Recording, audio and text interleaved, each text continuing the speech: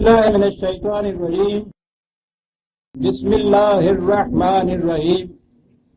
عزیزان من، آج جون 1974 کی 16 تاریخ ہے اور درس قرآن کریم کا آغاز سورہ یوسف کی آیت 36 سے ہو رہا ہے، 12/3 اور آپ کو یاد ہے کہ اس سورہ میں حضرت یوسف علیہ السلام کی داستان مسلسل چلی آ رہی ہے۔ سابقہ درس میں بات یہاں تک پہنچی تھی کہ اس معاشرہ کے اعلیٰ طبقے میں یہ بات پھیل گئی اور انہیں اطمینان ہو گیا کہ حضرت یوسف علیہ السلام اس میں بے گناہ ہیں، کوئی الزام ان کے سر پر دھرا نہیں جا سکتا۔ یہ ساری سازش وہ عزیز مصر کی بیوی اور دوسری معاشرے کی عورتوں کی خواتین کی ہے، لیکن ان کی مصلحت کا تقاضا یہی ہوا کہ اس کے باوجود یوسف کو کچھ عرصے کے لیے قید کر دیا جائے۔ یہ ہے سیاست فرعونی۔ آپ دیکھتے ہیں قرآن کریم بات تو ایک کہانی کسی جیسے ہوتی ہے، بیان کرتا جاتا ہے، لیکن کتنے اہم نکات اس کے اندر آتے چلے جاتے ہیں، یوں ہی اشارتاً کنایتاً باتیں اس میں سے نکلتی چلی جاتی ہیں۔ ملوکیت کی سیاست ہوتی ہی مصلحت کے اوپر، وہاں حقائق، انصاف، عدل، قانون، یہ کوئی چیز ایسی نہیں ہوتی جس کے مطابق فیصلہ کیا جائے۔ وہاں ہوتا یہ ہے کہ مصلحت کا تقاضا کیا ہے۔ قرآن کہتا ہے کہ انہوں نے اپنی آنکھوں سے دیکھ لیا، اطمینان کر لیا کہ یوسف بے گناہ ہے، لیکن اس کے باوجود یہی مناسب سمجھا کہ اسے لا یسجننہ حتی حین، کچھ وقت کے لیے قید خانے بھیج دیا جائے۔ حضرت یوسف علیہ السلام قید خانے میں آ گئے، وَدَخَلَ مَعَهُ السِّجْنَ فَتَيَانِ، اور اسی قید خانے میں، اسی جیل خانے میں اس کے ساتھ دو اور نوجوان بھی قیدی تھے۔ ایک دن ان میں سے قال احدہما انی ارانی عاصر خمرا وقال الآخر انی ارانی احمل فوق رأسی خبزا تاکل الطیر منه۔ انہوں نے ایک دن ان میں سے ایک نے حضرت یوسف سے کہا علیہ السلام کہ میں نے خواب میں دیکھا ہے کہ میں بادشاہ کے لیے انگور نچوڑ رہا ہوں تاکہ اس سے شراب تیار کی جائے۔ وہ بادشاہ کی ساقی گری کا فریضہ سر انجام دیتا تھا اور اس وقت کسی جرم میں قید میں تھا، تو کہا کہ میں یہ دیکھ رہا ہوں کہ میں پھر اسی ساقی گری کے منصب پر فائز ہوں یا وہی فرائض سر انجام دے رہا ہوں۔ اور دوسرے نے کہا کہ میں نے خواب میں دیکھا ہے کہ میرے سر پر کچھ روٹیاں ہیں اور یہ کوے اور چیلے اور گدے ان کو نوچ نوچ کر لیے جا رہی ہیں۔ نبئنا بتاویلہ، ہمیں ان خوابوں کی تعویل بتائیے کہ کیا بات ہو۔ سوال یہ ہے کہ انہوں نے حضرت یوسف سے کیوں پوچھا؟ وہ بھی تو ایک قیدی تھے انہی کے اندر۔ قرآن خود بتاتا ہے انہی کے الفاظ میں کہ انہوں نے ان کی طرف رجوع کیوں کیا۔ کہا کہ انا نراک من المحسنین، ہم نے دیکھا ہے کہ قید کی حالت میں بھی تمہاری زندگی کس طرح حسن کارانہ انداز سے بسر ہے۔ ہیرے کی فطرت میں روشنی دینا ہوتا ہے، وہ ہر مقام میں، ہر زمان میں، ہر حالت میں روشنی دیے چلا جاتا ہے۔ حسن کارانہ انداز سے زندگی بسر کرنے والے انسان زمان اور مکان کی خصوصیات سے بالا ہوتے ہیں، نیکی ان کے اندر سے پھوٹ کر باہر آتی ہے۔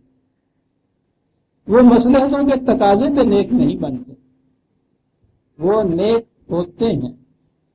جیسے شہد میٹھا ہوتا ہے، اسے ود ایفرٹ نہیں میٹھا بننا پڑتا، اسے یہ نہیں سوچنا پڑتا کہ اس وقت مجھے میٹھا ہو جانا چاہیے۔ میں تو کہوں گا کہ اگر وہ کبھی چاہے بھی تو کڑوا نہیں ہو سکتا۔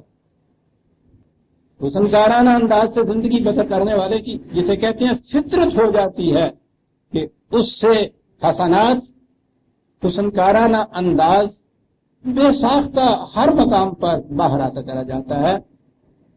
جیل خانے کی کوٹری کے اندر بھی اس انداز کی زندگی بسر کر رہا ہے یہ نوجوان کہ وہ جو دوسرے ساتھی قیدی ہیں انہوں نے بھی یہ محسوس کیا کہ واقعی یہ کوئی بڑا ہی نیکوکار انسان ہے، اور اس بنا پر اس کے پاس آ گیا کہ آپ تو بزرگ ہیں، جیسے ہم آج کہتے ہیں، ہمیں بتائیے کہ ان خوابوں کا انجام تعبیر کیا ہوگی۔ قال، اب یہ دیکھیے انداز، خدا کے پیغام پہنچانے والے ہر موقع سے فائدہ اٹھا لیتے ہیں۔ فائدہ اٹھا لیتے ہیں کہ مانے ایکسپلائٹ کر دیتے ہیں نہیں، بلکہ وہ کوئی موقع ہاتھ سے جانے نہیں دیتے۔ ایک سیکنڈ میں ایک چیز ساری سوچ لی حضرت یوسف علیہ السلام۔ قال لا یاتیکما طعام ترزقانہ الا نبأتکما بتاویلہ قبل ان یاتیکما۔ اسی وقت اس کی تعبیر نہیں بتا دی خواب، کہا کہ ہاں میں تمہیں بتاؤں گا اس کی تعبیر کھانے کے وقت سے ذرا پہلے، اتنا سا توقف کرو۔ بڑی اس میں نفسیاتی چیز ہے، عاشقی صبر طلب اور تمنا بیتاب۔ ان کی تمنا کی بیتابی تو یہ ہے کہ وہ فوراً معلوم کرنا چاہتے تھے کہ اس کا انجام کیا ہے، تو اس سے وہ کنسنٹریٹ کر دی، انہوں نے مرکوز کر دی اپنی توجہ حضرت یوسف علیہ السلام کے اوپر، اور انہوں نے درمیان میں وقت لیا کہ یہ جو چیز ہے یہ کچھ زیادہ عرصے تک یہ شدت اختیار کر جائے ان کے اندر، اور وہ پوری توجہ سے میری بات سننے کے قابل ہو جائیں۔ اس لیے کہا کہ ہاں کھانے کے وقت سے پہلے تمہیں یہ بات بتا دوں گا۔ ذالکما مما علمنی ربی، اب یہاں وہ بات آ رہی ہے، میں تبھی بتا دوں گا وہ کہ جس کا خدا نے مجھے علم دیا۔ یہاں سے عام طور پر یہ نتیجہ اخذ کیا جاتا ہے کہ خوابوں کی تعبیر کا علم بھی نبیوں کو وحی کے ذریعے سے ملتا تھا۔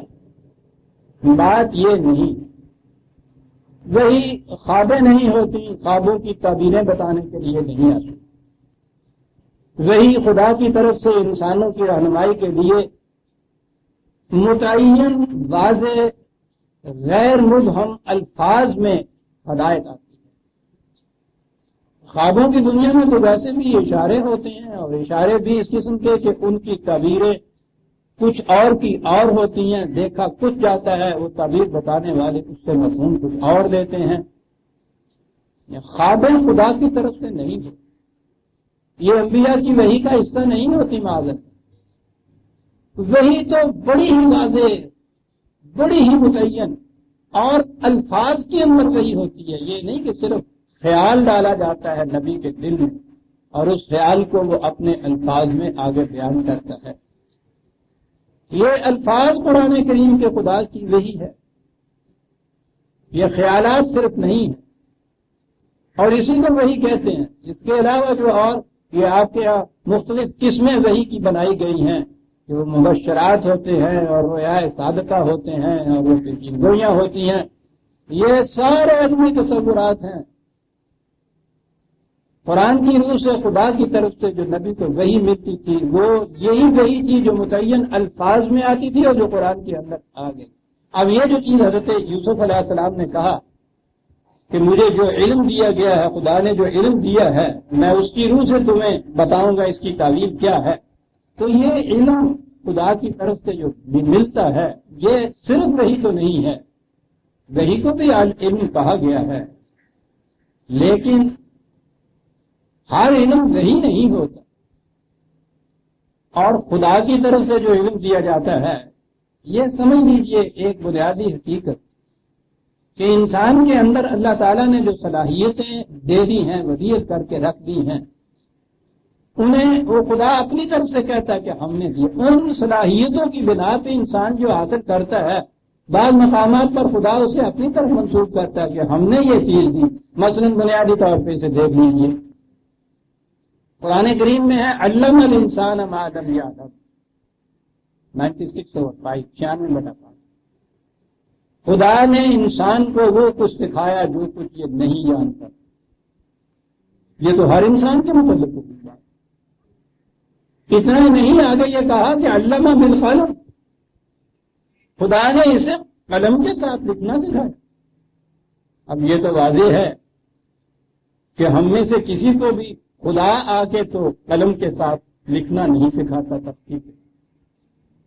وہ تو استاد سکھاتا ہے، ہم بچہ اپنی محنت سے اسے سیکھتا ہے. یہاں آپ دیکھتے ہیں کہ پوری نسبت خدا نے اپنی طرف کی ہے، ہم نے انسان کو سکھایا. علامہ البیان ہے دوسری جگہ، ہم نے اس کو بولنا سکھایا. اب یہ واضح ہے کہ خدا تو ہر فرد کو بولنا نہیں سکھاتا، وہ اسے قلم سے لکھنا نہیں سکھاتا، وہ خود آ کے تو اسے تعلیم نہیں دیتا. یہ کیا چیزیں ہیں جو کہی گئی ہیں؟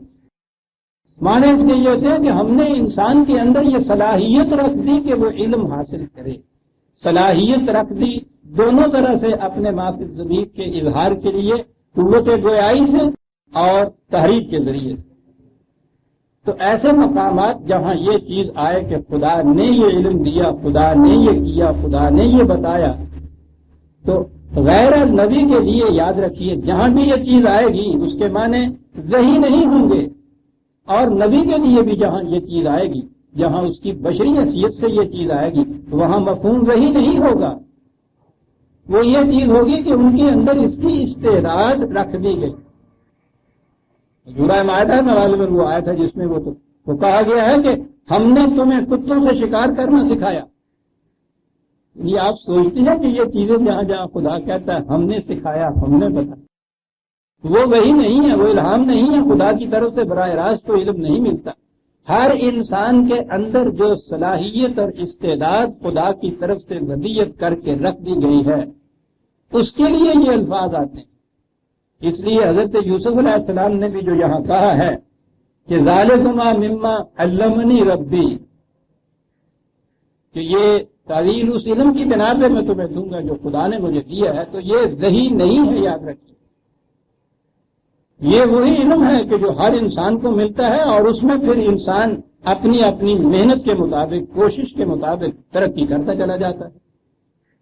میں نے پچھلی دفعہ بھی یہ عرض کیا تھا کہ ڈریمز یعنی خوابوں کے متعلق ہمارے اس دور میں جو یہ سائیکالوجی کا علم چلا ہے، ابھی تو اپنی تکوینیت کے زمانے میں ہے، تو اس میں خوابوں کو خاصی اہمیت دی گئی ہے. اور یہ بتایا گیا ہے کہ انسان کے اندر ایک نفس غیر شعوری ہے، انکانشس مائنڈ ہے. اس کے بہت سے خیالات، اس کی پژمردہ آرزوئیں، ناکام تمنائیں، اس کے حسین خواب جو دن بھر دیکھتا ہے، وہ اس کے سٹور ہاؤس کے اندر جمع ہوتے رہتے ہیں. اور جب شعوری نفس یا کانشس مائنڈ وہ روبہ عمل نہیں ہوتا تو اس وقت پھر اس سٹور ہاؤس سے یہ چیزیں نکلتی ہیں. اور میں نے جو مثال دی تھی اس کو پھر دوہرا دوں کہ جس طرح سنیما کی کسی تصویر کا فلم اسے کاٹ دیا جائے، ٹکڑے کر دیا جائے، ایک ایک جو مربع اس کا ہوتا ہے الگ الگ کر کے اور اس کو ملا دیا جائے، اور پھر اس میں سے ایک ایک ٹکڑا اٹھایا جائے، تو ہر ٹکڑے کے اوپر تصویر کا کوئی نہ کوئی حصہ تو ہوگا، لیکن ان میں ربط باہمی نہیں ہوگا. وہ ایک کے بعد دوسری تصویر آئے گی، یہاں گھوڑا آ جائے گا، اس کے بعد اگلا ٹکڑا جو ہے ہوائی جہاز کا آ جائے گا، وہاں ایک عورت آ جائے گی، وہاں کہیں باغ ہوگا، پل لگا ہوگا، کہیں درخت نظر آئے گا، اس کے بعد اتنے اتنے بڑے چکو، یعنی وہ عجیب قسم کا غیر مربوط ملغوبہ ہو جائے گا. اور خوابیں یہ ہوتی، اور سائیکالوجی والے اب اس پہ محنت کر رہے ہیں کہ وہ اس طرح سے ملے ہوئے ٹکڑوں کو میں ربط پیدا کر کے کسی نتیجے پر پہنچیں کہ یہ بات کیا ہوئی. تو خوابیں یہ ہوتی.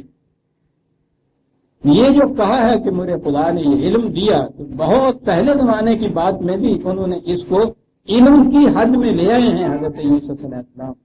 حالانکہ یہ علم کی حد کے اندر ہمارے دور میں آ کر یہ چیز پہنچی. خیر، انہوں نے کہا کہ میں تمہیں بتاؤں گا کہ یہ کیا بات ہے، اور آگے چل کے ایک لفظ آتا ہے جس میں آپ دیکھیں گے کہ یہ وحی نہیں تھی۔ اب اس کے بعد اپنا تعارف کراتے ہیں۔ مصر میں فرعون کی یہ خانے میں ہے، وہ قوم مشرکوں کی قوم تھی، خدا پر بھی صحیح ایمان نہیں رکھتی تھی، آخرت پر بھی ایمان نہیں رکھتی تھی۔ تو تعارف کراتے ہیں کہ پہلے یہ بات سمجھ لو کہ میں اس قوم کا فرد نہیں ہوں، نہ ہی میرے یہ عقائد ہیں جو اس قوم کے عقائد ہیں۔ انی ترکت ملت قوم لا یؤمنون باللہ وهم بالآخرۃ هم کافرون، میرے یہ عقائد نہیں ہے، میں ان سے الگ ہوں۔ واتبعت ملت آبائی ابراہیم و اسحاق و یعقوب، میں اس مسلک کا پیراو ہوں جو میرے آبا ابراہیم، اسحاق، یعقوب ان کا مسلک ہے، میں اس خاندان میں سے ہوں، میں ان کے مسلک کا پیراو ہوں، ان کے مسلک کا پیراو نہیں ہوں۔ پہلے یہ بات سمجھ لو تم اچھی طرح سے، ان میں سے نہیں ہوں۔ تو پہلے اپنا تعارف کرایا۔ اب نظر آتا ہے کہ اگرچہ اہل مصر کا مذہب یہ نہیں تھا، لیکن وہ ان کے مذہب، مسلک، عقائد سے واقف ضرور ہوں گے، جو انہوں نے کہا کہ میں تو اپنے باپ ابراہیم، اسحاق اور اسحاق اور یعقوب ان کے مسلک پر ہوں۔ ضمناً یہاں ایک لفظ آ گیا ہے عربی زبان میں، اب یا جس کی جمع آبا ہے، یہ صرف باپ کو نہیں کہتے، بلکہ باپ کے اوپر جتنا سلسلہ چلتا ہے، باپ، دادا، پردادا، ان سب کو وہ اب کہتے ہیں اور آبا کہتے ہیں۔ آبا و اجداد ہمارے ہاں بھی یہ لفظ استعمال ہوتا ہے، صرف آپ کے لیے نہیں ہوتا، اوپر تک ہوتا ہے۔ اسی طرح سے نیچے ولد کا لفظ صرف بیٹے کے لیے نہیں ہوتا، بیٹا، پوتا، پرپوتا، نیچے تک یہی لفظ استعمال ہوتا ہے۔ آپ کہیں گے کہ یہ بات میں نے کیوں چھیڑ دی، بڑی اہم ہے۔ آپ کو معلوم ہے کہ آپ کے ہاں یتیم پوتے کو حصہ نہیں ملتا دادا کی وراثت سے، یعنی ایک شخص کے دو بیٹے ہوں، ان میں سے ایک بیٹا اس کی زندگی میں مر جائے تو اس کے بچے یتیم ہو جائیں گے نا، اور دوسرا بیٹا زندہ ہو تو یہ دادا کی جتنی جائیداد ہے یہ اس کو ملے گی جو وہ زندہ بیٹا ہے۔ یہ جو یتیم پوتے ہیں وہ معروم ہو جاتے ہیں اس کی جائیداد۔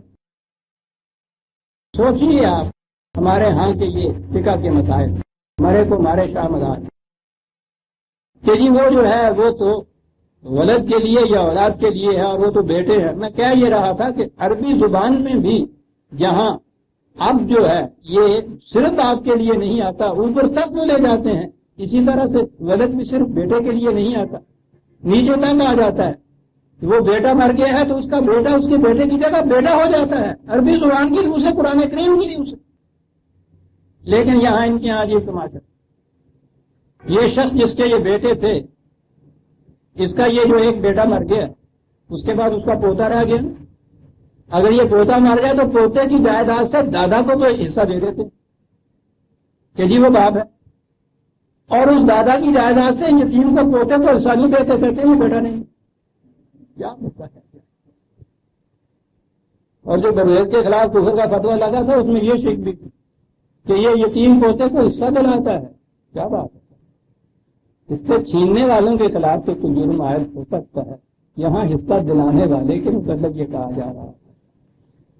بات ضمناً آئی تھی کہ آبائی ابراہیم و اسحاق و یعقوب، عربی زبان میں یہ چیز کہتے ہیں اور ہر زبان میں یہ کہتے ہیں۔ ہمارے یہاں آبا و اجداد کہتے ہیں، انگریزی میں فور فادرز جو آپ کہتے ہیں تو باپ تک تو نہیں ہوتا، وہ سارے فادرز بھی نہیں کہتے ہیں۔ نہیں، بات ضمناً تھی کہ میں ابراہیم، اسحاق اور یعقوب کے مسلک کا پیراو ہوں، میں ان کے مسلک کا پیراو نہیں ہوں جو نہ خدا کو مانتے ہیں نہ آخرت کو مانتے ہیں۔ اور آگے بات آئی جو وہ کہنا چاہتے تھے، ما کان لنا ان نشرک باللہ من شیء، میں خدا کے ساتھ کسی کو شریک نہیں کرتا۔ قید خانے کے اندر واضح یوسفی ملاحظہ فرمائیے عزیزان مان۔ خیر یہاں تک بھی یوں نظر آتا ہے جیسے کوئی عقیدہ ہی بیان ہو رہا ہے کہ میں شرک نہیں کرتا۔ ابھی اسی سانس میں دیکھیں گے کہ اس کے معنی کیا ہیں۔ قید خانے کے اندر فرعون کی ملوکیت کے استبداد میں جکڑے ہوئے، اس کوٹھری میں بیٹھے ہوئے وہاں کے دو آدمیوں سے، اور وہ نظر آتا ہے کہ وہ جو دونوں قیدی تھے وہ کوئی عام قیدی نہیں تھے. یہی چیز بادشاہ کی ساقی گری یا تقسیم رزق کے مناسب جن کے ذمے تھے وہ بہرحال وہاں کے نامور آدمی تھے. ان کے ساتھ یہ باتیں ہو رہی ہیں. ابھی دیکھیے گا کیا باتیں ہو رہی ہیں. یہاں تک تو وہ شرک کی بات صرف کہی کہ ہمارے ہاں بھی اسے صرف بت پرستی تک محدود کر دیا جاتا ہے. کہا کہ میں شرک نہیں کرتا اللہ کے ساتھ. اور آگے بڑی چیز ہے، ذالک من فضل اللہ علینا، یہ خدا کا بہت بڑا فضل ہے ہمارے اوپر. کیا فضل؟ کہ ہم شرک نہیں کرتے. یہ بات باعث فضیلت کس طرح سے، یہ فضل خداوندی خاص طور پہ گرایا گیا اس چیز کو. یہ کیا بات ہے عزیزان، بڑی بات ہے جو یہ کیا. میں نے کہا ہے نا کہ ہمارے ہاں تو سمٹ کر جس طرح سے عبادت صرف اس شکل میں آ گئی جسے ہم نماز کہتے ہیں، اسی طرح سے شرک اور توحید بھی یہ آ گئی. توحید اپنے ذہن میں الفاظ میں کہنا خدا ایک ہے، بس یہ توحید. اور شرک یہ کہ خدا کے ساتھ اوروں کو خدا بنا لینا اور سمٹا کے بت پرستی. لیکن یہ تو بہت بڑی چیز ہے. توحید مقام انسانیت کا تعین ہے، شرک اس سے پستی میں گر جانے کا مقام ہے. اللہ تعالیٰ نے کہا ہے کہ اس کائنات میں ہر شے انسان کے لیے تابع تصدیق کر دی گئی. تو وہ کائنات کی جتنی چیزیں ہیں وہ تو انسان کے معصوم بنا دی گئی. ان کائنات کی قوتوں میں سے کسی کو بھی خدائی اختیار کا یا انسان سے بالا قوت تسلیم کرنا یہ تو حقیقت کے خلاف ہوا، قرآن کی بتائی ہوئی حقیقت. یہ دیوی دیوتا، ان کے ہاں اگنی دیوی، یہ بادل دیوتا، سورج دیوتا، چاند دیوتا، ہوا دیوی، زمین خود ماتا دیوی، یعنی یہ فطرت کی قوتوں کو اپنے اوپر معبود تصور کر لینا انسانیت کی ضرورت ہے کہ جو چیزیں اس کے تابع تصویر بنائی گئی ہیں یہ ان کے تابع مسخر ہو جاتا ہے. یہ وہ چیزیں ہیں جو قرآن کی روح سے آدم کے سامنے سجدہ ریز ہوئی تھی. یہ آدم مسجود ہے ملائکہ، یہ انہیں مسجود سمجھ لیتا. یہ انسانیت کے مقام کی تدلیل ہے. کائناتی قوتوں میں سے کسی کو بھی انسان اپنے سے بالا اگر تصور کرتا ہے. شرک کا آدھا حصہ تو چلا گیا. یوں آگے بات رہی کہ انسانوں میں سے کسی کو ایسا تصور کر لینا کہ یہ اس کے تابع فرمان ہے، یعنی اس سے نیچے قرآن نے کہا وَلَقَدْ كَرَّمْنَا بَنِي آدم. ہر انسانی بچے کو ہم نے یکساں طور پر واجب التحریم اور واجب التکریم بنایا ہے. اس لیے کسی انسان کا کسی دوسرے انسان کے متعلق یہ کہہ دینا کہ میں اس کا محکوم ہوں، میرا حاکم ہے، یہ انسانیت کے مقام کی تجدید ہے. اور یہ سب چیزیں شرک ہیں. توحید یہ ہے. آئیے دیکھیں توحید. میں کہہ رہا تھا کہ انہوں نے کہا ذالک من فضل اللہ علینا وعلی الناس ولکن اکثر الناس لا یشکرون. کہا یہ کتنا بڑا خدا کا فضل ہے ہم پہ، انسانوں پہ. لیکن افسوس یہ ہے کہ اکثریت انسانوں کی اس بات کو سمجھتی نہیں کہ کسی ایک انسان کا فطرت کی قوتوں کے سامنے یا اپنے جیسے انسان کے سامنے جھک جانا کتنا بڑا ذلت کا باعث ہے. اور جو تعلیم، جو وحی، خدا کا جو فرمان اس قسم کی ذلت سے انسانوں کو بچا دے، کتنا بڑا خدا کا احسان اور فضل ہے انسانوں کے اوپر یہ کہ ذلت اور پستی، معصومیت اور محتاجی کی زنجیروں سے اس نے آزاد کر دیا انسان کو. یہ ہے فضل جو کہا گیا ہے. توحید فضل خداوندی. اب دیکھیے میں نے کہا ہے کہ دونوں طرف سے، خارج میں فطرت کی قوتوں کے سامنے جھکنے سے، اپنے جیسے انسانوں کے سامنے جھکنے سے آزاد کر دیا خدا نے انسان کو. بہت بڑا فضل ہے اس کا. یہ تو ہے شرک سے آزادی. توحید پھر کیا ہے آگے آتا ہے. یہاں تو یہ پہلے نیگیٹو نفی کی بات کی کہ ان کے سامنے بھی نہیں جھکنا، اس کے سامنے بھی نہیں جھکنا. یہ شرک ہے. خدا کا یہ بڑا احسان ہے انسانوں کے اوپر کہ اس نے اسے اس قسم کے شرک سے آزادی دلائی، اس قسم کی غلامی سے آزادی دلائی، ان زنجیروں کو توڑ کے پھینک دیا. یہ منفی چیز، یہ لا الہ کا حصہ ہے. کوئی الہ نہیں ہے.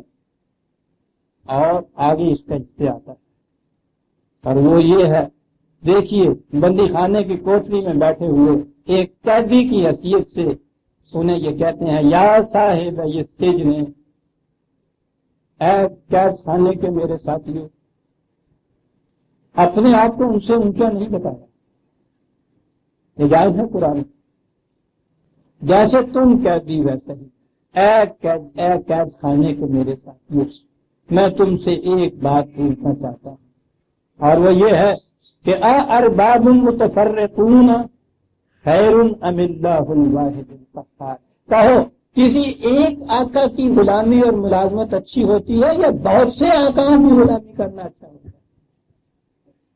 آپ نے دیکھا کہ مرد مومن کسی موقع کو بھی ہاتھ سے نہیں جانے دیتے، ان کو ایک طلب اور محتاجی تھی اس کے پاس بیٹھنے کی بات سننے کی، وہ خوابوں کی تعبیر سننی تھی نا، وہ یہ نہیں کہہ سکتے تھے کتاب کیا آپ نے یہ شروع کر دی، ہم جاتے ہیں۔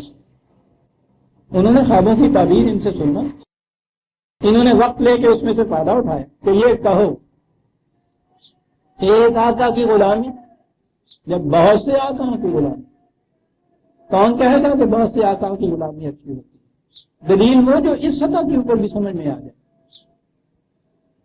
اور پھر کہا کہ وہ آقا پھر نہ تو کوئی فطرت کی قوت ہو اور نہ کوئی انسان ہو، واحد کا اللہ واحد کا ایک خدا واحد اور پوری قوتوں کا مالک خدا۔ کہو یہ مسلک اچھا ہے یا یہ جو میں کہہ رہا ہوں، ایک کی غلامی اور وہ ایک بھی انسان نہیں، کوئی ذہنی معبود نہیں، فطرت کی قوتیں نہیں۔ کہا یہ چیزیں جن کی عبادت معبودیت اختیار کیے ہوئے ہوتے ہیں تم لوگ، ما تعبدون من دونہ الا اسماء سمیتموها انتم وآباؤکم، یہ جن کی معبودیت تم اختیار کیے ہوئے ہو، میں ابھی لفظ معبودیت استعمال کر رہا ہوں کہ اس کا صحیح لفظ ذرا آگے آتا ہے قرآن کی روح سے، کیا ہوتی ہے یہ معبودیت، کیا ہوتی ہے عبادت۔ تعبدون کا لفظ یہاں آیا ہے، ہمارے ہاں تو سیدھا سا ترجمہ ہو جائے گا کہ جن اپنے معبودوں کی پرستش تم کرتے ہو۔ معبود تو یہاں پھر ہو گئے وہی پتھر کے بت جن کو خدا بنا لیا جائے گا، یا دیوی دیوتا۔ تعبدون ہو گیا پرستش کرنا، جن کی تم پرستش کرتے ہو۔ لیکن دیکھیے قرآن کیا بتاتا ہے، کہا بہرحال یہ جن کے سامنے تم جھکتے ہو، ابھی میں یہی کہتا ہوں، وہ کیا ہیں، ان کی حقیقت کیا ہے؟ اسماء سمیتموها انتم وآباؤکم، چند نام ہیں جو رکھ لیے گئے ہیں، کچھ تمہارے آباء و اجداد نے رکھ لیے، کچھ تم نے نام رکھ لیے، نام ہیں یہ رکھے ہوئے، ان کی یہ حقیقت نہیں ہے۔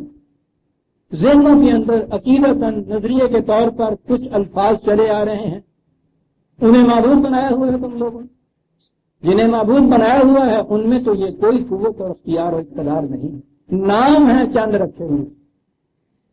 تھیٹر کے ایکٹروں میں کوئی بادشاہ بنایا ہوا ہوتا ہے، کوئی وزیر بنایا ہوا ہوتا ہے، کوئی جلاد ہوتا ہے، کوئی کمانڈر ان چیف ہوتا ہے، پردے کے باہر یہ سارا ان کے نام رکھے ہوئے ہوتے ہیں، آپ کے افسانہ نگار نے اور آپ کے ناول نگار نے ان کے نام یہ رکھے ہوئے ہوتے ہیں، ان میں سے ہر ایک ذرا پردے کے پیچھے جائے تو وہی 4 میں روڈ پہ ایکٹر ہوتا ہے۔ کہا یہ تم نام تم نے رکھ لیے، کیا تھیٹر کے ایکٹر کا نام بادشاہ رکھنے سے وہ پھر بادشاہ ہو جاتا ہے، وہ شہنشاہ عظمی ہو جاتے ہیں؟ وہ تو وہی کا وہی ہوتا ہے۔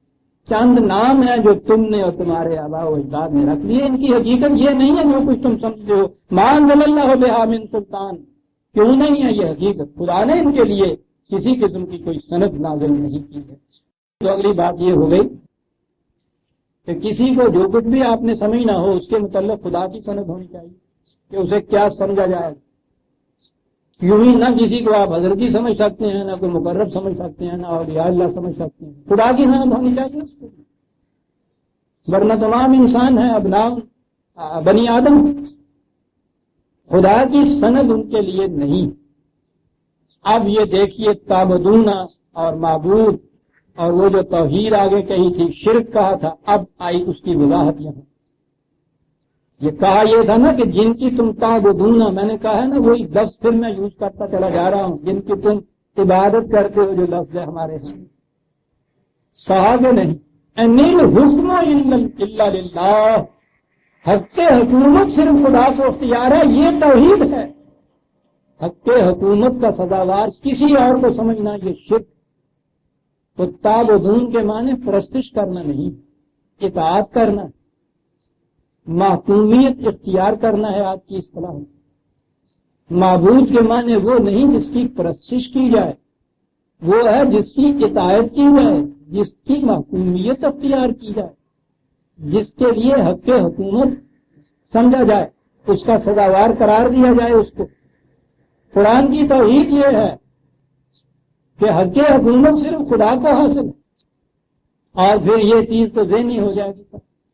حق حکومت اسے حاصل ہے جس کو نہ ہم نے کبھی دیکھا، نہ براہ راست سنا، نہ کبھی سامنے آیا، اور کبھی اس نے کوئی سامنے حکم نہیں دیا، تو وہ ایسے کی حکومت کیا حکومت اس کے بعد پھر ان کے نزدیک ذہنی ہو گئی کہ ہاں صاحب آدمی کو چاہیے عقیدہ یہ رکھے کہ وہ ٹھیک ہے حاکم اعلیٰ اللہ تعالیٰ ہی ہے، اور پھر یہ معصومیتیں پھر سارے انسانوں کے اختیار کرتا کرے، مملکت کے اندر ذی اقتدار انسانوں، اور یہ جو دوسری خلافت مملکت کبریٰ ہے ان کے نزدیک، بہت بڑی مملکت جو زیر زمین ہوتی ہے اس میں خدا کے مقربین، اور عقیدہ یہ رکھے کہ حق حکومت خدا کو۔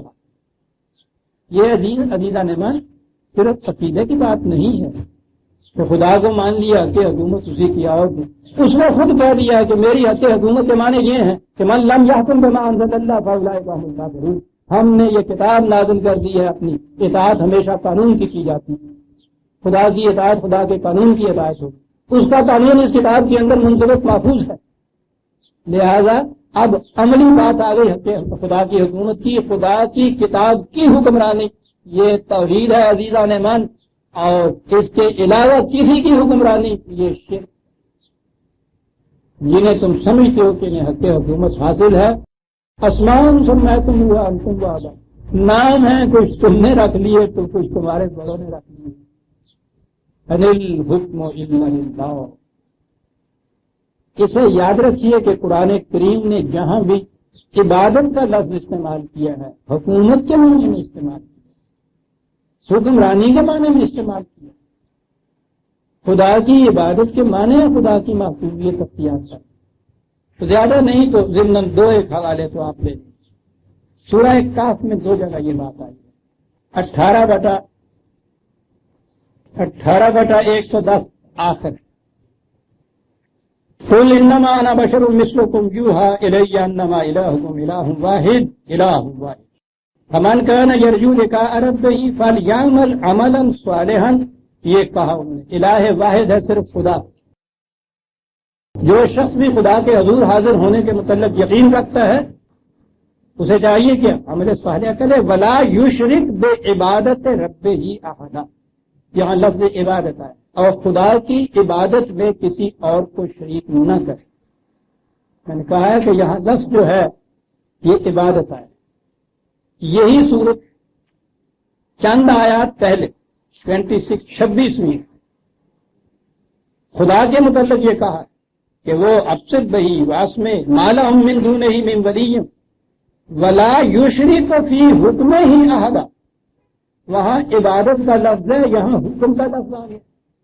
خدا اپنے حق حکومت میں کسی کو شریک نہیں کرتا، لہذا اس کی عبادت اس کی محکومیت اختیار کرنا ہے۔ میں نے عرض کیا تھا کہ قرآن کریم تو اپنے الفاظ کے معنی خود واضح کر دیتا ہے، اپنی آیات کا مفہوم خود مقرر کر دیتا ہے۔ ایک دفعہ لفظ عبادت کہا ہے، دوسری دفعہ حکم کا لفظ اس نے کہا۔ یہی چیز ہے جو حضرت یوسف علیہ السلام قید خانے کی کوٹری میں اپنے قیدی ساتھیوں سے کہتے ہیں کہ انل حکم الا للہ، حق حکومت صرف خدا کو حاصل ہے۔ اور آئیے پھر یہاں قرآن کا اعجاز دوہرا دیا، ہمارا اس نے حکم دیا ہے اللہ تعبدوا الا ایاہ، ملا لیجیے الفاظ قرآن کریم کے عزیزان من، درس کا انداز یہی ہوتا ہے، انل حکم الا للہ، خدا کے سوا کسی کو حق حکومت کی نہیں، ہمارا اس نے حکم دیا ہے اللہ تعبدوا الا ایاہ، کہ اس کے سوا کسی کی اگر لفظ عبادت لائیں گے تو آپ دیکھ لیجیے معنی کیا ہوگا، حق حکومت صرف اس کو حاصل ہے، اس نے حکم دیا ہے کہ اس کے علاوہ کسی کی عبودیت اختیار نہ کرو، کسی کی محکومیت اختیار نہ کرو۔ یہ ہے عزیزان من عبادت کا مفہوم، یہ ہے خدا کو معبود قرار دینے کے معنی۔ وہی جسے قرآن نے خود حکومت کہا ہے، حکم کہا ہے، معصومیت معبودیت ہو گئی. ذالک الدین القیم، یہ ہے محکم نظام زندگی. ولکن اکثر الناس لا یعلمون، لوگوں کی اکثریت اسے نہیں جانتی. جن کے پاس قرآن نہیں تھا ان کا نہ جاننا تو قابل فہم ہو سکتا ہے. عزیزان، قرآن کے ماننے والے اور قرآن کو سامنے رکھنے والے اگر ان کی بھی یہ کیفیت ہو جائے کہ اکثر الناس لا یعلمون، تو پھر کہاں سے علم حاصل کرنے جائے گا انسان. اور سب سے زیادہ پیچھے آپ اس بات میں یہ وہی ہے جو قرآن پہ ایمان رکھنے کے مدعی اور اس کی تلاوت کرنے کے کا مطلب. یہاں عبادت کے معنی پرستش کیے، معبود کے معنی وہ جس کی پرستش کی جائے. پرستش وہی جس کو ہمارے ہاں عام طور پہ آپ کے سامنے ہوتا ہے. اور اس کے بعد حق حکومت جو ہے وہ دنیا کے ہر انسان کو حاصل ہو گیا. اس حد تک حاصل ہو گیا کہ یہاں کے بادشاہ کو ذل اللہ علی الارض کہا، زمین پر خدا کا سایہ. حق حکومت تمام انسانوں کے اندر آ گیا. یہ قرآن کو ماننے والوں کی کیفیت نہیں ہے. عبادت یہاں الگ چیز ہو گئی، معصومیت الگ ہو گئی، حکمران الگ ہو گیا، معبود الگ ہو گیا، پرستش اور چیز ہو گئی، عطایت اور چیز ہو گئی. اس لیے کہ وہ دین تھا، یہ مذہب ہے، اور اس نے کہا ہے ذالک الدین القیم. دین میں اس کے معنی یہی ہوں. دین میں خدا کو جب حاکم کہا جائے گا تو اس سے مراد حکمرانی ہوگی. جب عبادت کہا جائے گا تو اس کے معنی خدا کے احکام کی اطاعت ہوگی، معبودیت معبودیت کے معنی میں ہوگی. اور مذہب میں یہ معنی جو ہے پرستش کے معنوں میں آ جائیں گے. اس لیے قرآن نے کہا ہے ذالک الدین القیم ولکن اکثر الناس لا یعلمون. واضح یوسفی قید خانے کی کوٹڑی کے اندر اپنے ساتھیوں کے ساتھ. اور اس سے بڑی بغاوت بھی کوئی اور ہو سکتی ہے جو وہاں پھیلا رہے تھے. کہہ رہے ہیں کہ جسے تم بادشاہ سمجھ رہے ہو وہ تو نہیں، اس کا نام رکھا ہوا ہے، ایکٹر ہے. ارے اس کی اطاعت، اس کی عبودیت، اس کی معصومیت شرک ہے، کفر ہے، درجہ انسانیت سے گرنے کی بات ہے، تذلیل انسانیت ہے. اسی بادشاہ اور بادشاہ فرعون ضرب المثل ہے جن کی فرعونیت دنیا میں آج تک. فرعونیت کے استبداد کے شکنجے میں کسا ہوا قیدی جیل خانے کی کوٹری کے اندر اپنے لوگوں سے نہیں، اسی بادشاہ کے جو مصاحب ہیں ان سے بات کر رہا ہے اور کہہ رہا ہے کہ یہ جس انسان کی تم معصومیت اختیار کرتے ہو یہ تو وجہ تبدیل انسانیت کیا کر رہے ہو تم. حق حکومت اسے حاصل نہیں ہے. حق حکومت صرف خدا کو حاصل ہے. یہ باز کہا جا رہا ہے قید خانے کے اندر فرعون کی استبداد کی زنجیروں میں جکڑے ہوئے. اللہ کے بندوں میں تو یہ کیفیت ہوتی ہے. بات یہ ذہن نشین کرانے کے بعد اب دیکھا کہ وہ جس مقصد کے لیے یہ سن رہے، کہا یا صاحب یسیر نے اما احدکما فیسقی ربہ خمرا واما الاخر فیسلب فتاکل الطیر من رأسہ. میں یہ سمجھتا ہوں کہ یہ جس نے دیکھا ہے کہ وہ انگور نچوڑ رہا ہے وہ مری ہو جائے گا اور بادشاہ کی ساقی گری کرے گا. اور یہ جس کے تحت شعور نے یہ بتایا ہے کہ اس کے سر پہ روٹیاں ہیں اور وہ نوچ کے لیے جا رہی ہیں گدیں اور یہ چینے، نظر آتا ہے کہ وہ سلیب کیا جائے گا. اور سلیب کے زمانے میں آپ کو معلوم ہے کہ وہ پھانسی کی طرح نہیں تھی کہ جھٹکے کے بعد فوراً اتار لیتے تھے. سلیب پہ زندہ گاڑ دیتے تھے، ہاتھوں اور پاؤں میں میخیں ٹھوک کے اور اس طرح، اور وہ وہاں ایگزاسٹ ہو کے مرتا تھا. یعنی وہ وہاں کی اذیت، بھوک پیاس، تپش. پھر آپ سوچتے ہیں کہ اگر وہ خون بھی نکلتا تھا تو اس اذیت سے مرتا تھا سلیب والا جو تھا. اور مرنے کے بعد پھر وہ وہاں جو ٹنگا رہے گا تو پھر اس کی ہڈیاں، اس کا گوشت اور اس کے پوست جو ہے وہ تو یہ گدیں اور کیلیں نوچ کے لے ہی جائیں گی. تو وہ کہا یہ کہ یہ جو جس نے دیکھا ہے کہ اس پہ سر پر سے روٹیوں کو وہ نوچ نوچ کے لیے جا رہی ہیں، نظر آتا ہے کہ وہ سلیب دیا جائے گا اور اس کی یہ کیفیت ہوگی. قضی الامر الذی فیہ تستفتیان. یہاں ایسا نظر آتا ہے بڑے حتمی یقین سے جیسے کہا جاتا ہے کہ یوں سمجھیے کہ یہ گویا فیصلہ ہی یہ ہو جائے گا تمہارے یہاں پہ. عدالت سے، اسے فیصلہ ہی سمجھو عدالت سے۔ یہاں تک یہ نظر آتا ہے کہ اس حتم و یقین کے ساتھ جو شخص یہ بات کہہ رہا ہے تو یقیناً کوئی ماورائے انسانیت سورس ہے، وہی ہے، یا خدا نے بتایا سیدھی سی بات جو کہا جاتا ہے کہ اس کی بنا پہ یہ چیز کہہ رہے، اور یہی آپ کے ہاں یہ کہا جاتا ہے، تفسیریں بھی یہی کی جاتی ہیں۔ سوچ مجھے یہ آتا ہے کہ ایک لفظ آگے نہیں دیکھا جاتا۔ وَقَالَ لِلَّذِي ظَنَّ أَنَّهُ نَاجٍ، اور جس کے متعلق انہیں گمان گزرا تھا کہ وہ نجات پا جائے گا، ظنّ کا لفظ قرآن میں موجود، وہی کو تو ظن نہیں کہا جا سکتا نا۔ جس کے متعلق ان کا گمان یہ تھا کہ وہ بری ہو جائے گا، اس سے یہ کہا منہ مذکرنی عند ربک، وہ جو تیرا آقا ہے اگر تو اس کی خدمت گری پہ ساقی گری کے منصب پہ فائز ہو جائے اور بری ہو جائے تو اس سے یہ ذکر کرنا ان واقعات کا جو گزرے ہیں میرے ساتھ، اس تک یہ بات غالباً پہنچی نہیں ہے کہ کس طرح سے ان لوگوں نے ایک بے گناہ کو قید خانے کے اندر بند کر رکھا ہے، اس تک بات پہنچانا۔ اس زمانے میں اور ملوکیت کے دور میں تو عزیزان من ان تک بات پہنچانا جو تھا ناممکن ہوتا، بات پہنچ ہی نہیں سکتی۔ درمیان میں وسیلوں کی ضرورت، حاجب و دربان اور مصاحب اور وزراء اور سرداران قوم، ان کے توسط سے کہیں جا کے بات پہنچتی تھی۔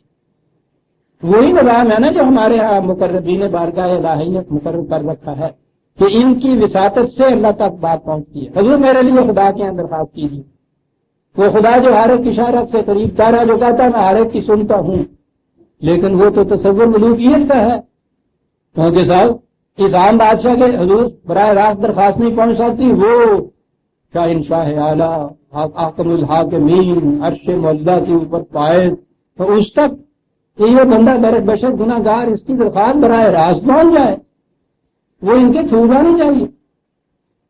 آپ نے دیکھا کہ وہ تصور جو ہے ملوکیت کے کہاں کہاں تک ہمارے ہاں محیط ہوئے ہوئے، جو ملوکیت میں یہ بات تھی کہ بات ہی نہیں بادشاہ تک پہنچ سکتی تھی، کس کو پکڑا کس کو قید میں ڈال دیا، کون بے گناہ ہے کون گناہ گار ہے، ٹھیک ہے، کہا کہ اس سے یہ ذکر کرنا، ویسے ہی ہوا۔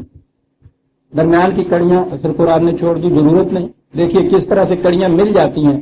فَأَنْسَاهُ الشَّيْطَانُ ذِكْرَ رَبِّهِ فَلَبِثَ فِي السِّجْنِ بِضْعَ سِنِينَ، تو وہ بھول گیا، تو اس کے معنی ہوئے کہ وہ واقعی چھوٹ گیا، بری ہو گیا، اپنے منصب پہ بھی فائز ہو گیا۔ یہ کچھ نہیں قرآن نے درمیان میں کہا، اتنی سی بات کہ وہاں وہ بات بھول گیا، اور کئی برس تک یوسف قید میں، اس کے بعد کئی برسوں کے بعد یہ واقعہ ہوا۔ وقال الملك انی ارى 7 بقرات سمان یاکلهن 7 عجاف و7 سنبلات خضر واخرى یابسات، اس نے کہا اپنے اہل دربار سے، وہ جو نورتن ہوتے تھے نا ان کے ہاں، جو مصاحب ہوتے تھے، ان میں یہ لوگ بھی تھے جو خوابوں کی تعبیریں بتایا کرتے تھے۔ مذہب کی دنیا میں تو ان لوگوں کو بڑی اہمیت حاصل ہوتی تھی، سالے بتانے والے، پیش گوئیاں کرنے والے، خوابوں کی تعبیریں بتانے والے۔ یہ یہودیوں نے کہا ان سے اہل دربار سے کہ میں نے خواب میں یہ دیکھا ہے کہ کچھ یا 7، عربی زبان میں 7 کا لفظ عزیزان من ویسے متعین 7 کے لیے بھی آتا ہے، 7 کے لیے بھی آ جاتا ہے، لیکن جس طرح ہمارے ہاں یہ کہتے ہیں کہ میں نے تمہیں 20 دفعہ کہا ہے کہ ایسا نہ کرو، تم باز ہی نہیں آتے، تم وہاں گئے، میں سینکڑوں مرتبہ گیا، ارے 1000 بار تمہیں سمجھایا ہے، تو اس کے معنی یہ نہیں ہوتا کہ گن کے میں نے 100 دفعہ یا 1000 دفعہ یا 7 دفعہ کہا، اس کے معنی یہ ہوتے ہیں کہ میں نے تمہیں کتنی بار کہا یہ۔ تو جہاں متعین نہ کرنی ہو کچھ وہاں یہ الفاظ ہمارے ہاں 10 100 1000 یہ بولتے ہیں، عربوں کے ہاں 7 17 70 700 بولتے ہیں ان معنوں۔ اس لیے جہاں یہ ہے 7 سماوات تو وہاں 7 آسمان نہیں ہے، متعدد کرے اس کے معنی۔ خیر، تو یہاں دونوں معنی میں سے کوئی لے لیجئے۔ میں نے دیکھا خواب میں کہ کچھ دبلی سی گائیں ہیں، کچھ موٹی سی گائیں ہیں، وہ دبلی سی گائے موٹی گاؤں کو ہڑپ کر گئی، نگل گئی۔ پھر میں نے یہ دیکھا ہے کہ کچھ خوشیں ہیں सरसब्ज दानों वाले, और कुछ खुश्क खोशे हैं अनाज के।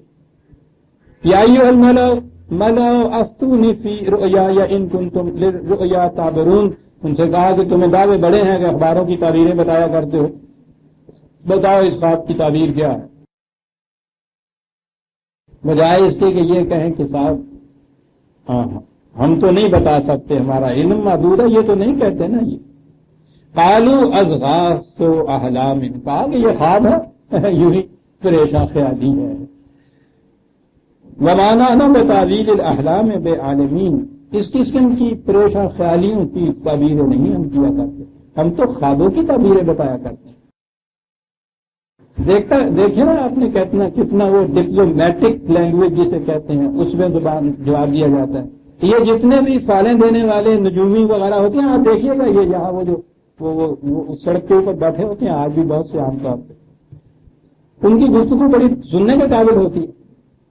इस किस्म के मजे हुए वो जुमानी अल्फाज होते हैं कि वो उस वक्त हर एक का इत्मीनान भी कर देते हैं, और उन अल्फाज पे बाद में अगर गिरफ्त करना कोई चाहे तो वो बिल्कुल निकल जाती हैं उसमें से, ऐसे जुमानी अल्फाज होते हैं।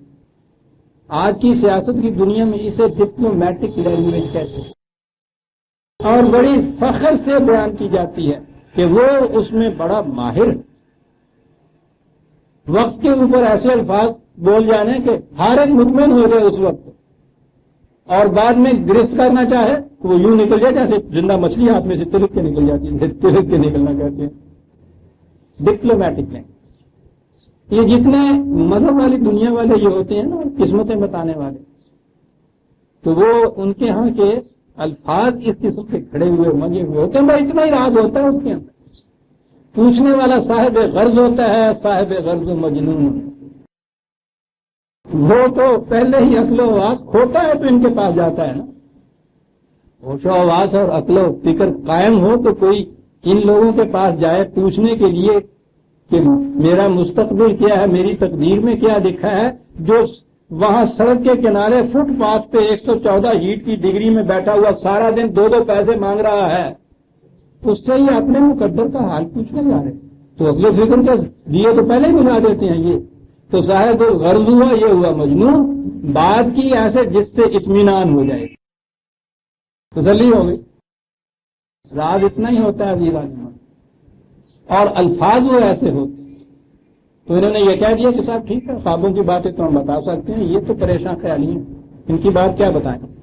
वक़ाल अल्लज़ी नजा मिनहुमा वज़्ज़करा बअदा उम्मतिन, बादशाह का ख्वाब, उसकी तावील पूछी गई, उन्हें बात आई नहीं तो उनको याद आ गया अपना ख्वाब, तावील बताने वाला और जो यूसुफ ने कहा था। ओह बअदा उम्मतिन अना नब्बिउकुम बितावील ही फारसिलून, बादशाह से कहा, उनसे कहा मैं बताता हूं इसकी ताबीर क्या है, मुझे जरा भेज दो वहां। देखा वो जो जरूरत पड़ी है ना खुद इसको, तो याद आई बात, मुझे भेज दो।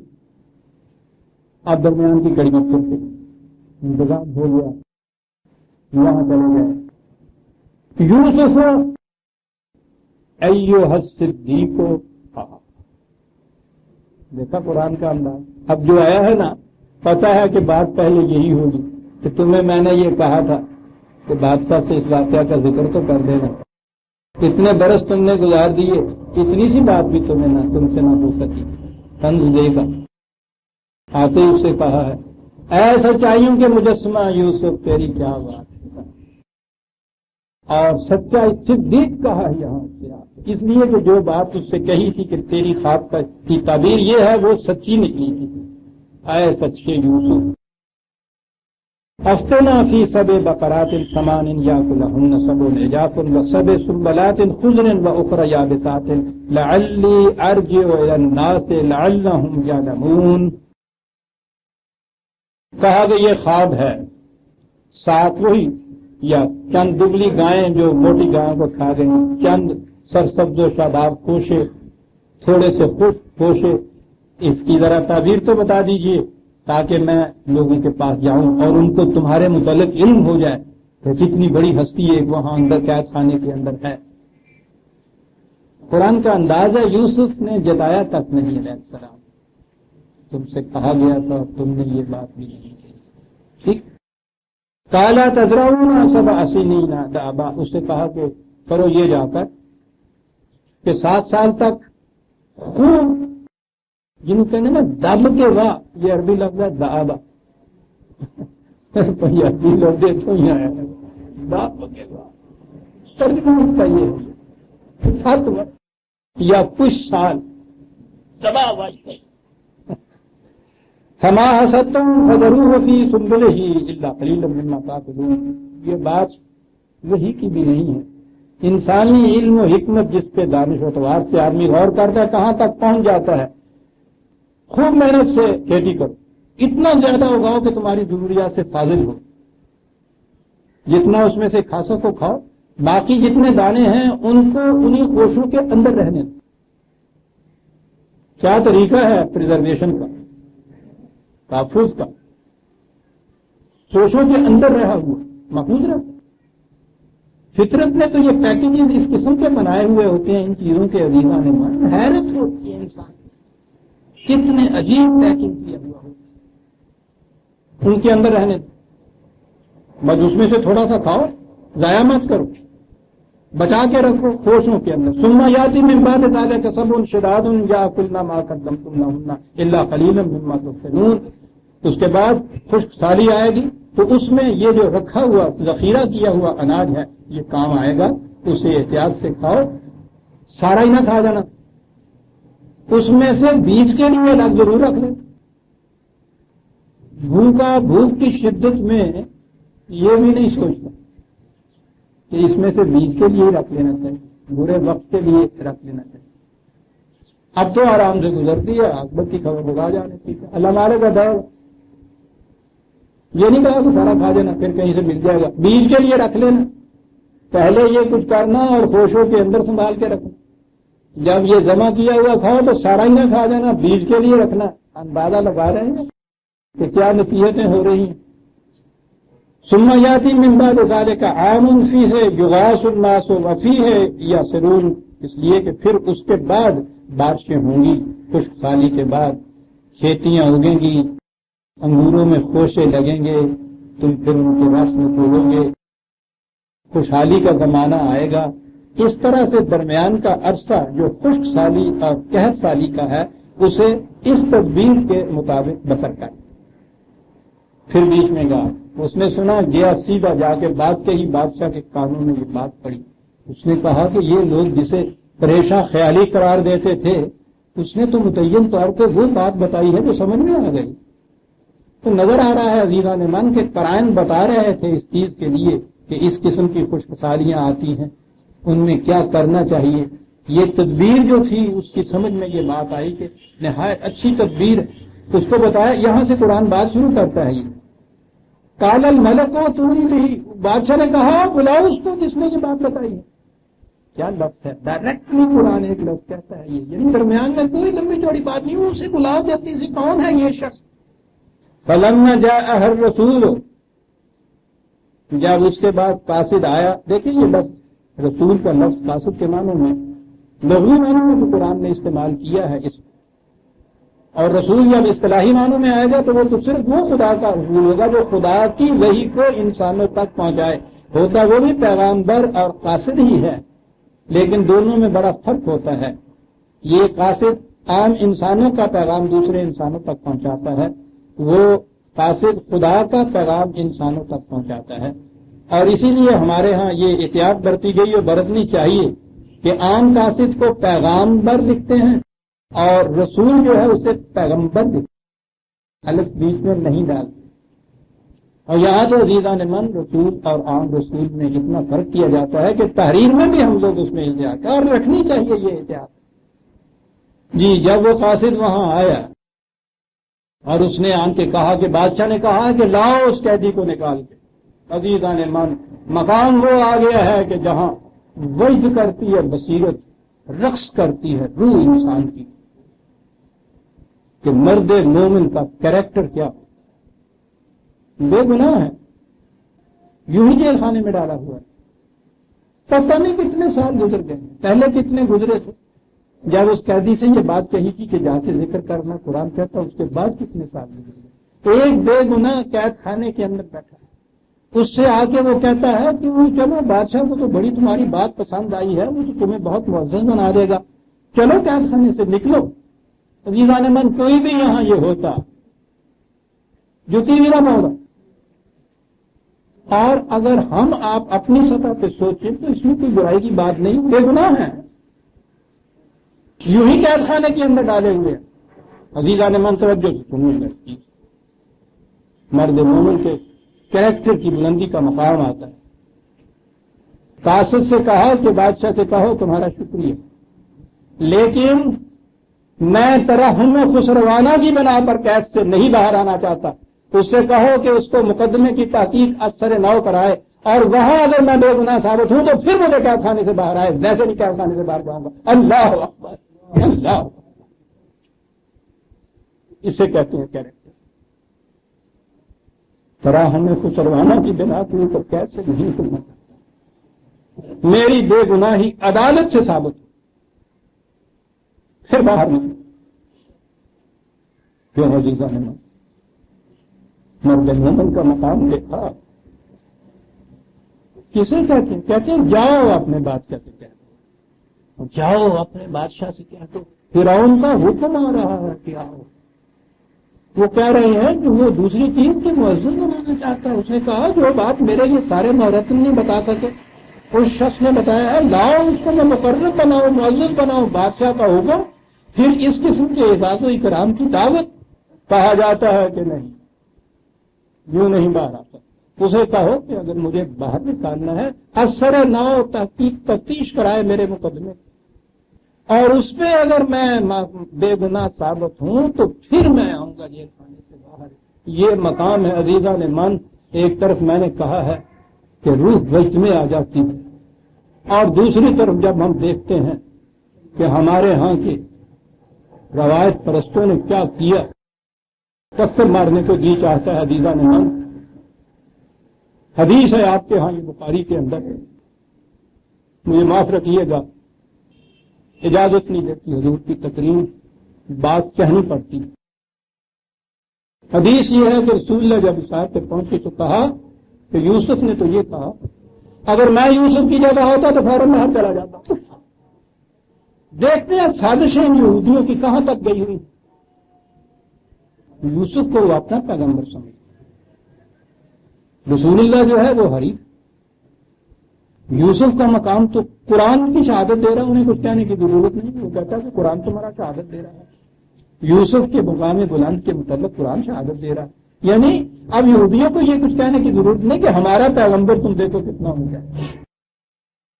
تم خود کہتے ہو، اب خود کہتے ہو کہ اس کے بعد پھر نبی اکرم صلی اللہ علیہ وسلم کے خلاف تو کوئی بات آتی نہیں، وہ انہوں نے اس کے اندر یہ حدیث داخل کر دی آپ کے ہاں، اسہل الکتب بعد کتاب اللہ، صحیح طریقے جس کے متعلق اب بھی آج یہ کہا جاتا ہے اہل حدیث کی طرف سے کہ بخاری اور مسلم کی کسی ایک حدیث سے انکار کفر، اس میں انہوں نے یہ رکھ دیا کہ ہمارے رسول نے تو بقول تمہارے یہ کہا، بقول تمہارے یہ کہا، تمہارے خدا کی شہادت کی بنا پہ یہ کہا کہ میں نہیں آنا چاہتا، بے گناہ ثابت ہوں گا تو آؤں گا، اور تمہارے رسول نے معاذ یہ حدیث کہ میں اگر یوسف کی جگہ ہوتا تو جب یہ بات ہوئی تھی فوراً نہ کرنا، کلیجہ پھٹ جاتا ہے، کلیجہ پھٹ جاتا ہے۔ یہ ہے عزیزان من وہ حدیثیں اور روایتیں جن کے انکار کے اوپر مجھ پہ کفر کے پتے لگتے۔ عزیزان من اگر یہ کفر ہے تو شان رسالت محب کے تحفظ کے صدقے میں 1000 مرتبہ کافر بننے کے لیے تیار، میں اس کفر کے صدقے میں حضور رسالت محب کی بارگاہ میں سرخرو جاؤں۔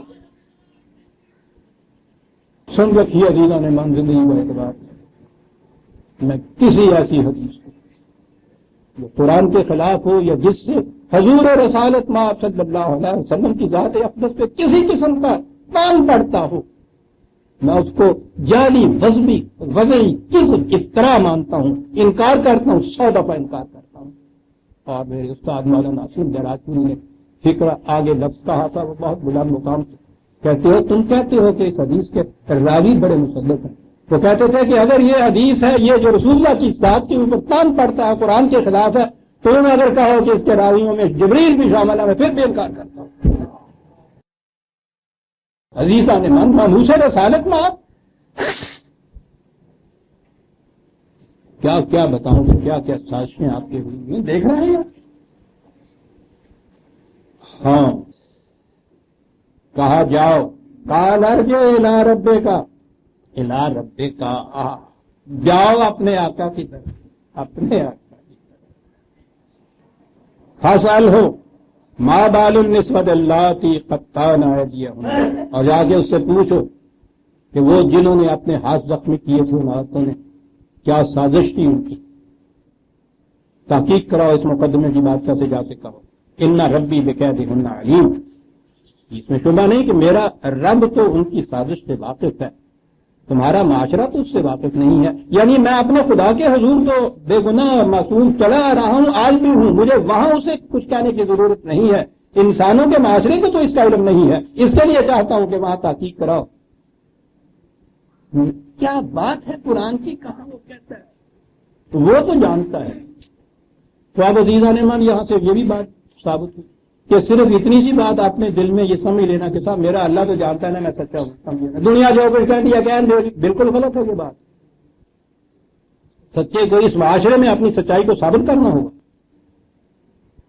اس لیے کہ سچائی اور جھوٹ کا تعلق انسان کی ذاتی ذات تک محدود نہیں رہتا. معاشرے میں یہ انفیکشن کی چیز ہوتی ہے پھیلتی ہے متعدی مرض کی طرح یہ چیز پھیلتی ہے. کیوں یہ عام ہو گئی آپ کے یہاں کی یہ جھوٹ اور بد معاملگی اور یہ کرپشن جس سے کہا وہ کہتا ہے سارے کرتے ہیں. یہ چیز سچے کے لیے ضروری ہے کہ وہ اپنی سچائی کو لوگوں کے اندر بھی ثابت کرے.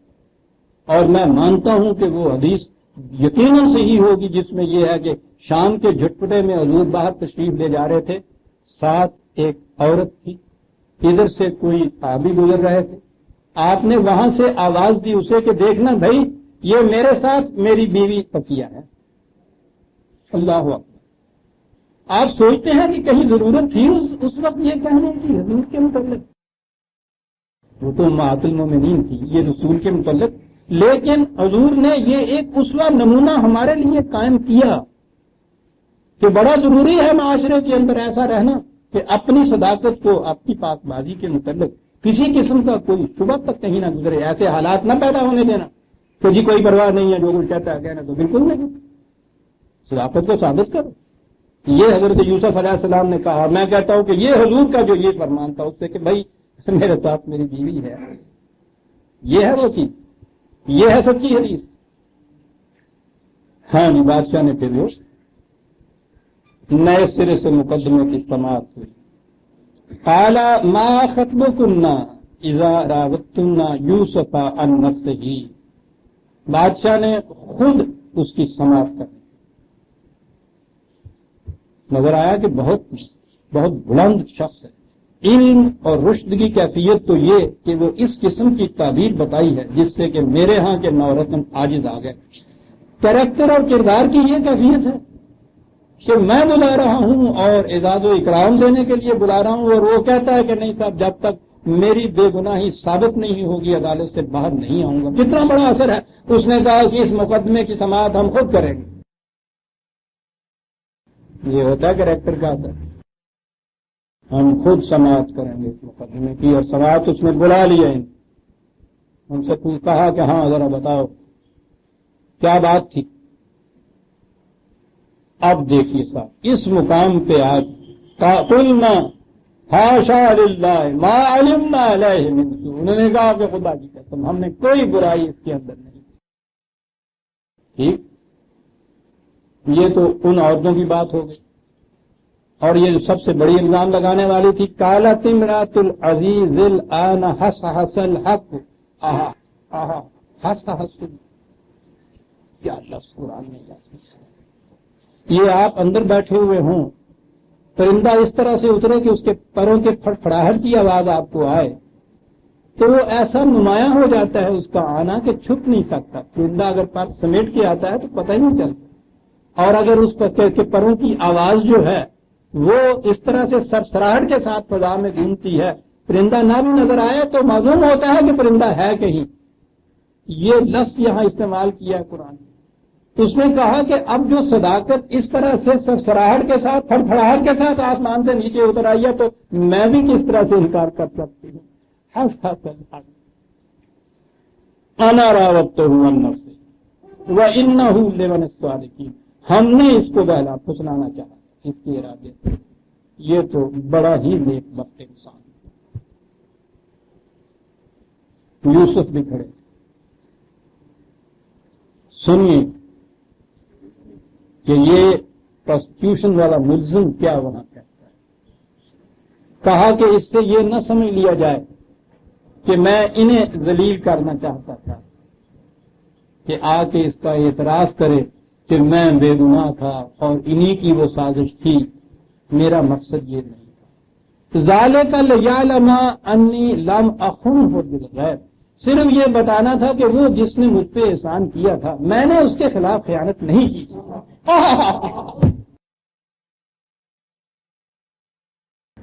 من یہ ہے سورہ اس قسم کے سخت دشمن سامنے وہ آتے جنہوں نے یوں ذلیل کیا، ایسا الزام لگایا، کتنے سال قید خانے میں گئے، باہر آئے ہیں تو انہوں نے اعتراف کیا. کوئی اور اس مقام پہ کھڑا ہوتا عدالت کے اندر بادشاہ کے سامنے اور خود بادشاہ نے دیکھ لیا کہ یہ کچھ انہوں نے سب کچھ اس طرح سے کیا ہے، یہ پوچھو نہیں کہ اس طرح چلا اٹھتا ساڑھے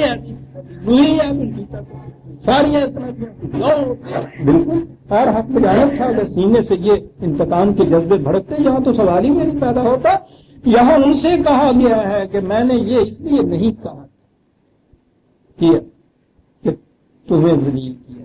مقصد صرف اتنا سا تھا ہو کہ جس نے مجھ پہ احسان کیا تھا اس میں اس پر اس طرح ثابت کر دیا جائے کہ میں نے اس کی عدم موجودگی میں اس سے خیانت نہیں کی. کیوں خیانت نہیں کی تھی؟ پھر سنیے اگلا پہ. ٹھیک ہے ہم تو یہی کہیں گے کہ خیانت کرنا بری بات ہے. میں اس بات کی بات میں نہیں ہوتا جس کو بری اور اچھی کہتے ہیں. آپ کو معلوم نہیں ہے کہ فلسفے اور ایتھکس کی دنیا کے اندر اتنا اہم سوال ہے یہ گڈ اینڈ ایول کا کہ یہ اچھی بات ہے یہ بری بات ہے. یہ کسے کہتے ہیں اچھی بات، کسے کہتے ہیں بری بات؟ آپ کے ہاں کسی کو دھوکہ دینا مار دینا انتہائی درجے کا جرم عظیم ہے. ٹھگوں کے ہاں مذہب یہ تھا ان کا. صبح نکلتے تھے تو دیوی کے ہاں یہ منت مان کے جاتے تھے کہ آج جس کو ہم گلا گھونٹ کے ڈوب کے لائیں گے 5واں حصہ تیرے حضور آ کے چڑھائیں گے. جس وقت تو کامیاب ہوتا تھا انتہائی نیکی کا کام اسے شمار کرتا تھا. لڑکے کی شادی نہیں ہوتی تھی جب تک یہ نہ کر دے. کتنا اچھا سمجھا جاتا تھا. تو یہ جو فلسفے میں یا وہ ایتھکس جس کو کہتے ہیں اس میں یہ سوال جو ہے 1000 سال سے چلا آ رہا ہے کہ اچھا کس کو کہتے ہیں اور برا کس کو کہتے ہیں. اور ان کے ہاں یہ چیز ہے کہ اچھائی اور برائی ریلیٹیو ٹرمز ہیں، اضافی چیزیں ہیں. ایک حالت کے اندر ایک ہی چیز اچھی ہو جاتی ہے دوسری وقت میں وہی چیز برائی ہو جاتی ہے. قرآن نے آگے کہا کہ اچھے اور برے کا گڈ اینڈ ایول کا فیصلہ تمہارا ذہن نہیں کر سکتا. خدا کا میزان اس کو بتا دا جسے وہ گڈ کہے وہ گڈ، جسے اس نے ایول قرار دیا ایول. اور ہمیشہ کے لیے ہر حالت میں ہر زمانے میں غیر متبدل طور پر اچھے اور برے کی فہرستیں دے دی قرآن. فلسفے کی دنیا سے سوال ہی نکال دیا باہر.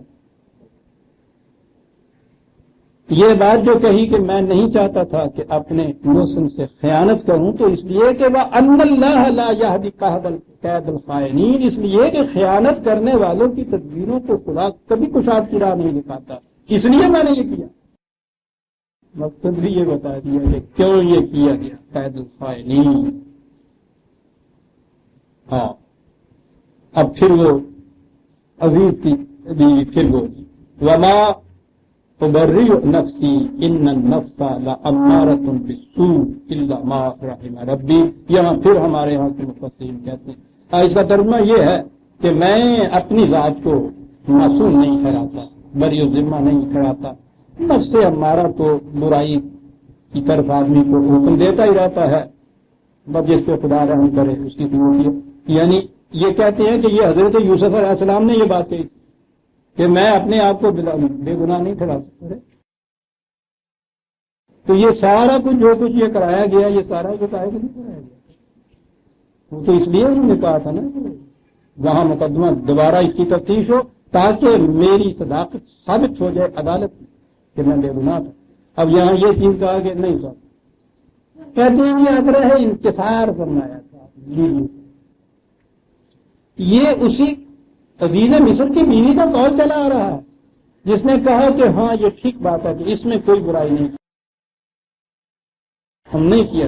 اور کہا کہ بات یہ ہے کہ اس وقت تو میں یہ کہتی تھی پہلا جب مقدمہ ہوا ہے کہ میں بالکل مظلوم ہوں. یہ میں اب اقرار کرتی ہوں کہ میں بری ذمہ نہیں تھی میں نے یہ جرم کیا. اور اس کے بعد یہ کہ یہ انسان کے اندر ایک نفس ہمارا ایسا کرتا ہی رہتا ہے. یہ وہ ہے جس نے یہ بات کی. بات لمبی ہو جائے گی منٹ ہیں 3. قرآن نے بھی یہاں نفس ہمارا کہا ہے ایک جگہ نفس لوامہ کہا ہے اور آخر میں اہل جنت کے لیے نفس مطمئنہ کہا ہے. تو ہمارے ہاں بھی نفس کی یہ 3 تقسیمیں کی جاتی ہیں 3 کیٹیگریز بیان کی جاتی ہیں. ہمارے ہاں بھی یہ ایک مسئلہ اہم سا ہو گیا ہے کہ نفس ہمارا تو ہر انسان کے ساتھ لگا ہی ہوا. اور اس کے بعد جیسے یہ ہے نا کہ ہر برائی کرنے کے بعد یہ کہتا ہے کہ ساتھ شیطان نے یہ کچھ کرایا یعنی یہ بری ذمہ ہے اس نے کرایا لے جاؤ جہنم میں. اس کو شیطان نہیں کہا جاتا تو نفس ہمارا کہا جاتا. کہ جی وہ تو دیکھیے نا نفس ہمارا ساتھ لگا ہوا ہے اس کی وجہ یعنی میری وجہ سے یہ نہیں ہے وہ نفس ہمارا جیسے کہیں باہر کھڑا ہوتا ہے. تو یہ بات جو ہے اس کی تشریح پھر ذرا اور لمبی. اخلاقیات کی دنیا میں اسے بڑی اہمیت حاصل ہے بڑی ڈسکشن ہے اس کے اوپر یہ. اور چونکہ قرآن نے بھی یہ 3 لفظ کہے ہیں 3 اصطلاحیں استعمال کی ہیں ضروری ہے کہ اس کی بھی وضاحت ہو جائے. اور اس کی وضاحت جو ہے پھر اگلے درس پہ ہم اٹھا رکھتے ہیں کیونکہ 9:30 بج گئے. ہم آج سورہ یوسف کی آیت یوں کہیے کہ 52 تک پہنچے. یہ 53ویں آیت ہے جسے آئندہ ہم لیں گے. ربنا تقبل منا انک انت السمیع العلیم. اور اعلان ہے